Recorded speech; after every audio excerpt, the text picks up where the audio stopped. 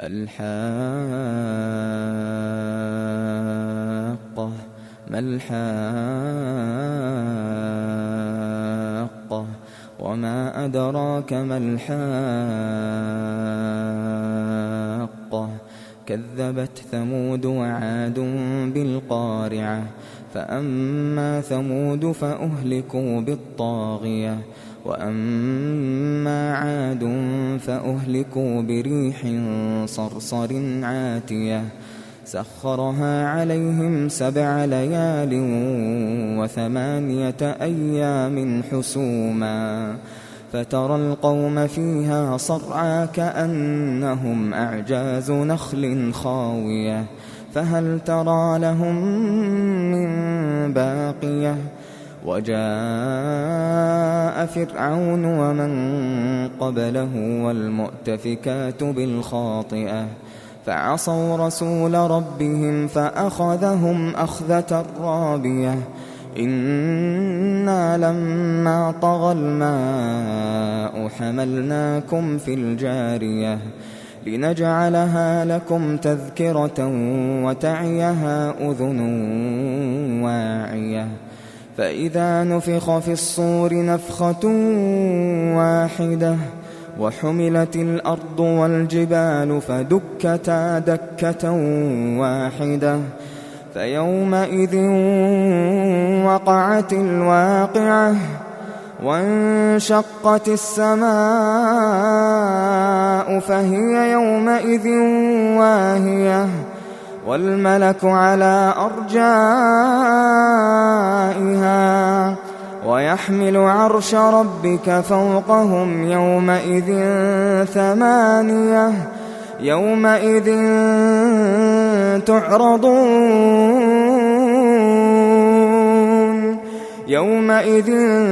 تعرضون لا تخفى منكم خافية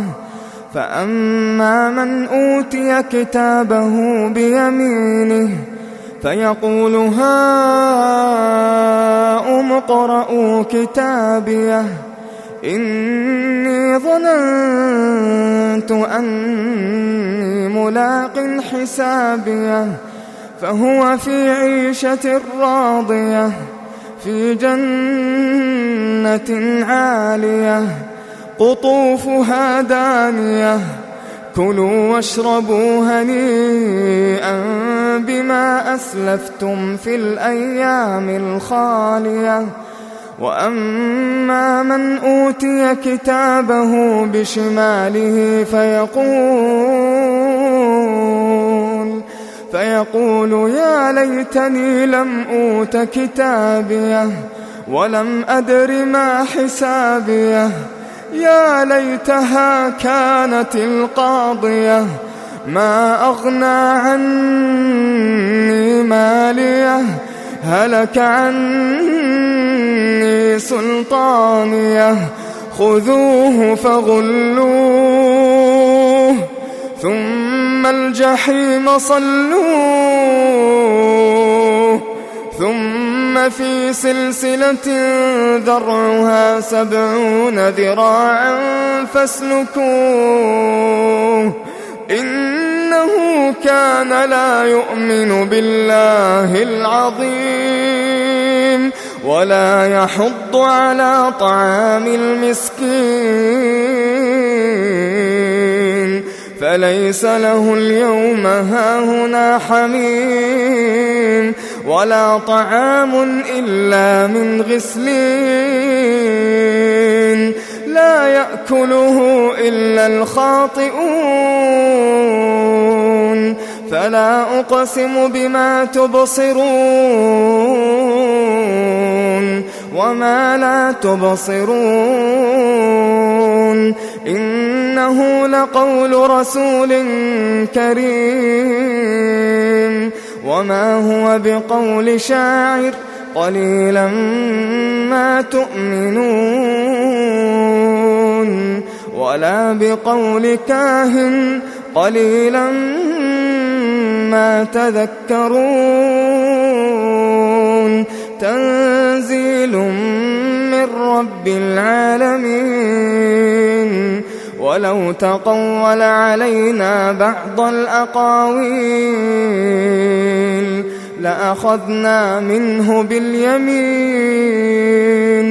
ثم لقطعنا منه الوتين فما منكم من أحد عنه حاجزين وإنه لتذكرة للمتقين وإنا لنعلم أن منكم مكذبين وإنه لحسرة على الكافرين وإنه لحق اليقين